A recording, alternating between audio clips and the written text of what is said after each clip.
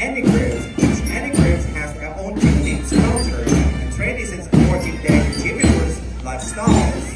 ซึ่งเริ่มต้นด้วย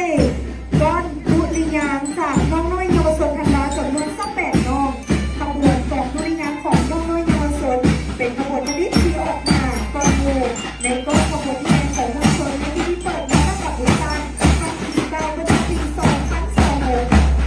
Ladies and gentlemen, the music represents the first parade. Welcome to Public Today's opening Elephant Festival.